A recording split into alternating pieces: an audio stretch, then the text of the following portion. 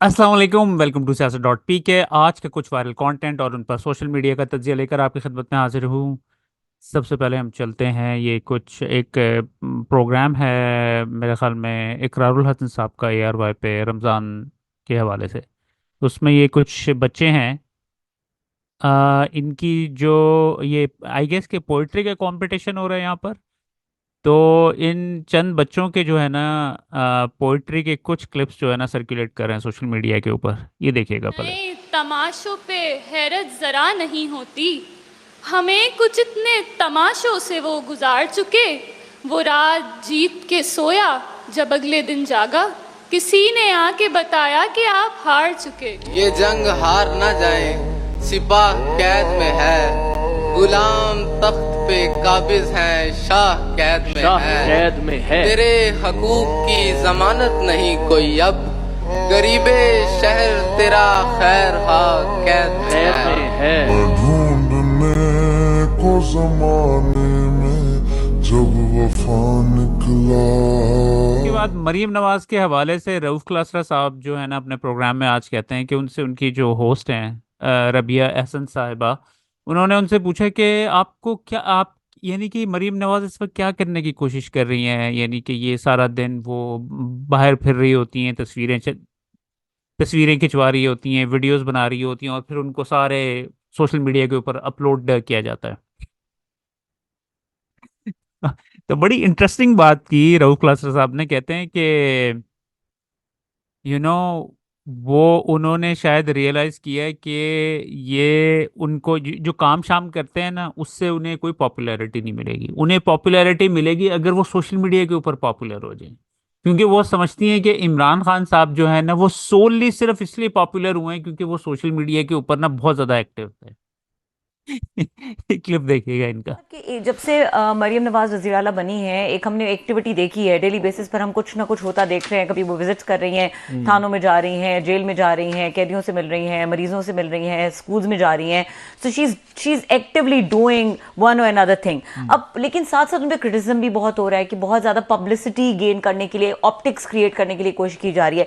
Since आपने खुद ही ये बात कही कि ये प्रेसिडेंट रहा है मुस्लिम लीग नून का कि वो इस किस्म की स्कीम्स लॉन्च करते रहते हैं, तो हम ये नहीं कह सकते कि मरियम नवाज किसी नई स्ट्रैटेजी, किसी नई प्लान, किसी नई पॉलिटिक्स की शेप के साथ वजीर आला बनी है, कोई नई सोच सामने लेकर आए। Reason social media, reason TikTok, reason वो गाने शाने और जुकते शुकते हैं वो चलाई हैं। तो ये बात उनको समझ में आ गई। मैं तो उनको समझ आ गई कि अगर आपने लोगों को आपने एक्सेस करनी है काम, मतलब वो कहते हैं look busy do nothing, English का बड़ा खूबसूरत मतलब, लुक बिजी डू नथिंग, कि आपने मसरूफ लगना है लेकिन करना कुछ नहीं है, लोग इसी में खुश रहेंगे। देखा जो थोड़ी सी एफर्ट्स हो रही हैं। तो मरियम नवाज साहब मेरा ख्याल है अपनी इस पॉलिसी को लेकर आ रही हैं कि हमने सोशल मीडिया को भर देना है रोजाना की कोई ना उसके बाद कोई। इसी हवाले से अज़मा बुखारी साहिबा, उनका एक ये क्लिप सर्कुलेट कर रहा है जब आई गेस कि ये इमरान खान साहब के टेन्योर में था। तो उसमें कहती हैं ये मुल्क टिकटॉक और ट्वीटों पर चल रहा है।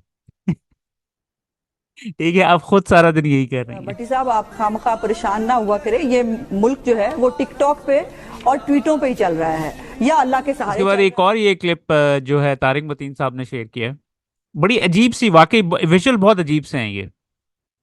कि देखें जो ये ऑब्वियसली ये उस वक्त के हैं जब ये जेल का विजिट किया मरीम नवाज साहिबा ने। तो अब हुआ ये है कि अभी देखें ये सारी जो कैदी खवातीन हैं ये बैठी हुई हैं वहां पर, और इन्होंने अपने जो जूते हैं ना, ये कालीन कारपेट बिछा हुआ है हर जगह पर, यानी कि जहां पर ग्रास के ऊपर कारपेट से पहले सारी उतार के आ गई हैं। लेकिन मरीम नवाज साहिबा जो है ना वो जूते ना उठाकर जूते उठाकर वहां पर वहां पर रख रही हैं जहां पर वो खुद बैठेंगी। तो आई गेस कि उन्हें अंदाजा है शायद कि जूते बहुत ज्यादा एक्सपेंसिव हैं। इस तारिक मतीन साहब कहते हैं सब खवातीन दस्तरख्वान पर आते वक्त जूते कारपेट से पहले उतार दिए। मरियम नवाज शरीफ ने जूते अपने हाथ में उठा रखे थे, दस्तरखां पर आ गई और इन्हीं हाथों से खवातीन को प्लेटें, ग्लास, समोसे, चिकन उठाकर देती रही। इधर आ जाओ, आपके पास थोड़ी सी जगह बना दी, उधर भी जाके बैठ जाओ। उसके बाद ऑब्वियसली आज आपको पता है कि PSL का फाइनल था। तो PSL के फाइनल से भी कुछ चंद क्लिप्स हमें मिले हैं ये। ये पहला क्लिप जो है इमरान खान साहब के, यानी कि देखें जो पूरा जो एक हिस्सा है स्टेडियम का वो इमरान खान के बारे में, इमरान खान के लिए नारेबाजी कर रहा था।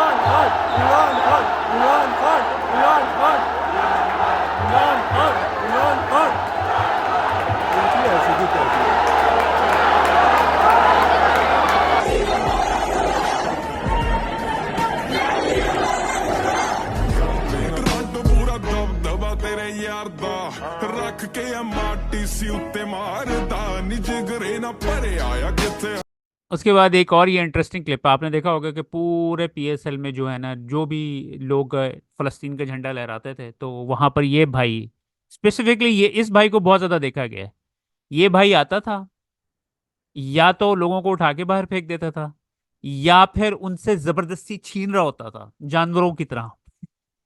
जैसे कोई भेड़ बकरियां बैठी हुई, इंसान नहीं बैठे हुए, उनसे झंडे छीन रहा होता था ये। तो अब इस क्लिप के अंदर जो है ना, ये बड़ा इंटरेस्टिंग सवाल, ये बंद इससे पोलाइटली वैसे इसने झंडा मांगा है, तो ये उससे आगे से पूछता है, अच्छा आपका इसके ऊपर क्या ओपिनियन है फलस्तीन के ऊपर? ये क्लिप लेकिन किबला अव्वल से बढ़कर है कुछ यार। किबला नहीं, मैं आपसे ये पूछ रहा हूँ, आप क्या कहते हैं सारे? नहीं मेरे दोस्त, मैं आपसे आपका पॉइंट ऑफ व्यू पूछ रहा हूँ, आप क्या कहते हैं? आपकी मजबूरी, आप ये कह रहे हो भाई से वापिस हो तो वीडियो बना रहा हूँ भाई। नहीं वीडियो तो आप नहीं रोक सकते ना भाई, आ जाओ चला देख लो भाई। अच्छा फिर, लेकिन ऑब्वियसली आज फ़लस्तीन, ये इस चीज़ को हमें अप्रिशिएट करना चाहिए कि इस्लामाबाद यूनाइटेड ने जब ग्राउंड का चक्कर लगाया है पीएसएल जीतने के बाद, तो सब ने जो है ना फ़लस्तीन के झंडे उठाए हुए थे। तो वी मस्ट अप्रिशिएट, क्योंकि हम पूरे जब से ये पीएसएल चल रहा है हम सब इस चीज़ को बहुत ज़्यादा क्रिटिसाइज़ कर रहे थे कि किस तरीके से जो है वो फ़लस्तीन का झंडा नहीं लहराने की इजाज़त है पाकिस्तान के अंदर। और लेकिन उन्होंने ये बहुत ही कमाल किस्म का जेस्चर उन्होंने किया है इस्लामाबाद यूनाइटेड ने। होपफुली उनको जो है ये आईसीसी या हमारी जो पीसीबी है उनको फाइन नहीं करेगी इस हवाले से। बहरहाल अगर करेगी तो हम आपको फिर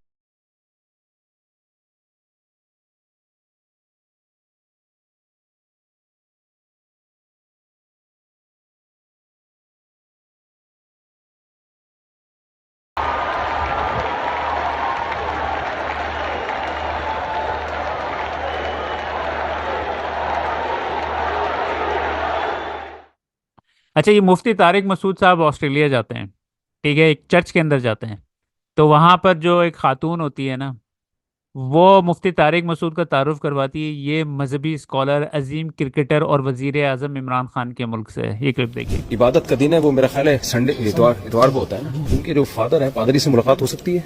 कुरान कहता है कि आप मुसलमानों के करीब सबसे ज्यादा उन लोगों को पाओगे जो अपने आप को हजरत ईसा का मददगार कहते हैं, नसारा कहते हैं। तकब्बुर कम है इनमें, हक बात को सुनते हैं। And it's this man who is a religious scholar? Yes. Yes. Muslim. And yes, of course. The one who was the great cricketer and Prime Minister, Imran Khan. Oh, see the smile on the face. I think all Alia Hamza के custody के दौरान अहम पैगाम। ये आज आलिया हमजा साहिबा जो कि पिछले 8-9 महीने से जेल में मौत की चक्की में रखा गया है। जो मरियम नवाज का स्टोर था वहाँ तहरीक इंसाफ की खवातीन को रखा जा रहा है। जितना जुल्म कर सकते हो कर लो। ये क्लिप देखिए। जितना जुल्म करना है ना, और 10.5 महीनों में इन्होंने किया है, मेरा ये ख्याल है कि इससे ज़्यादा जुल्म, ये जो कल आकर वो कहानियाँ सुनाकर गई हैं, हम पे जुल्म की जो इंतहा हुई है, मौत की चक्की में हमें रखा गया है। 6 औरतों के साथ, गंदे वॉशरूमों के साथ, अब भी मरियम के स्टोर रूम में बंद किया गया है। और वहाँ पर जो सूरत हाल थी, आप ये देखें कि एक चारपाई हमारी पूरी है, कि चारपाई की कितनी जगह होती है, उतनी है बस। और रमज़ान के अंदर ऐसा सलूक, मतलब मैं कहती हूँ बस कर जाए। और बाकी 3 जजेस चेंज कर दिए। पहले केस की हियरिंग थी तो 15 से ज़्यादा बेंच। इंसाफ के लिए हम तो खड़े हैं, हम तो आवाम के लिए खड़े हैं। हर तकलीफ सहेंगे, हर मुसीबत सहेंगे, सब कुछ बर्दाश्त करेंगे अपने 25 करोड़ आवाम के लिए, पाकिस्तान तहरीक इंसाफ के लिए, इमरान खान साहब पे होने वाले हर जुल्म पे के लिए, और बुशरा बीबी के साथ जो जुल्म हुआ है उसके लिए। और ना हटेंगे, ना झुकेंगे, और ना हम जो है ना खान का साथ छोड़ेंगे।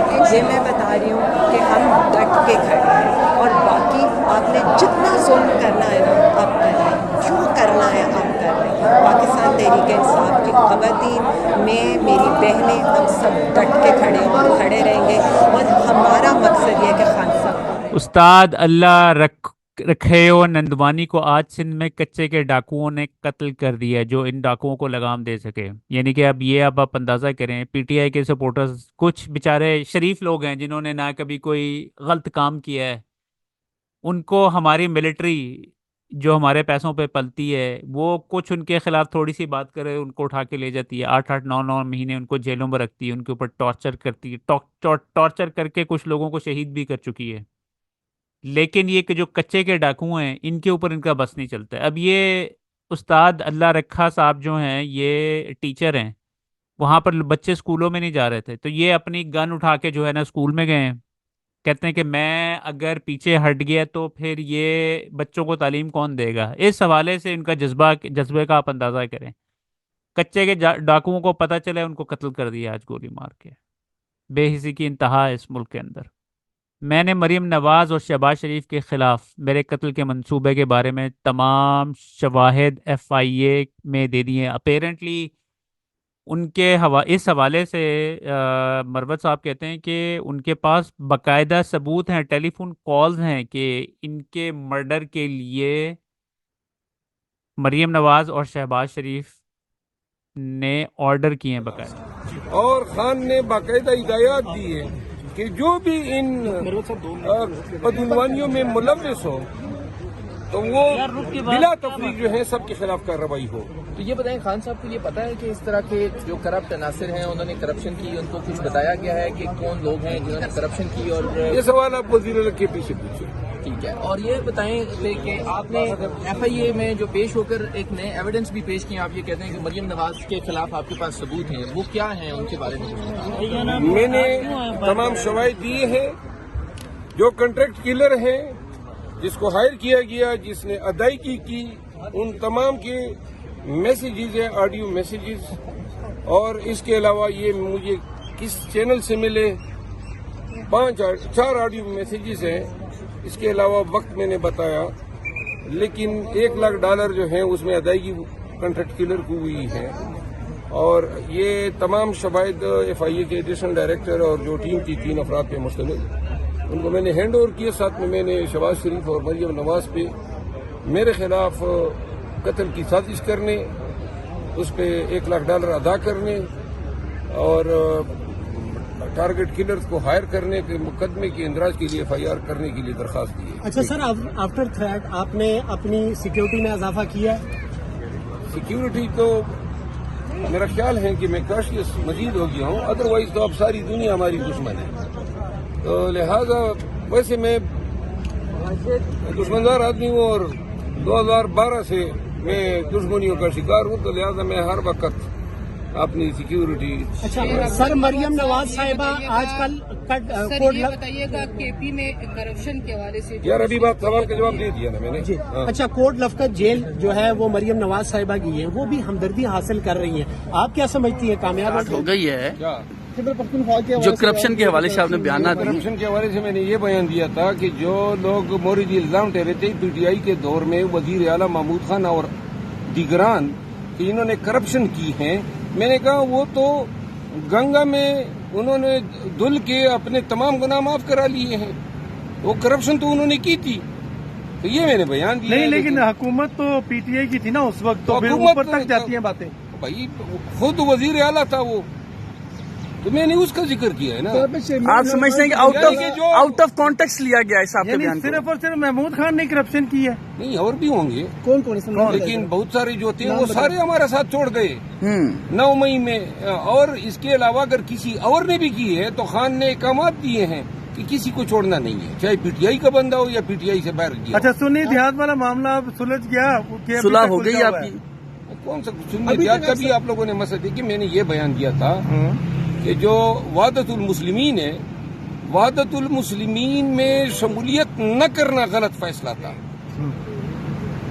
ये तो वो बाद में सुन्नी इत्तेहाद कौंसिल का ऑप्शन आता है। आपका कोई मसला सुन्नी इत्तेहाद कौंसिल से नहीं है? मैं खुद सुन्नी इत्तेहाद का अभी मैं नहीं हूँ, मैं उसमें खुद शमूलियत इख्तियार करता हूँ। इमरान खान को निकाला मुंतकिल न करने का मशवरा दिया था, उसके पीछे क्या राज है? मैंने तो नहीं दिया, तो पूरी पार्टी का ये बयान है। अच्छा, आखिर में ये बता दें, आज आपको बुलाया गया था मरियम केस में, अब खामोशी हो जाएगी?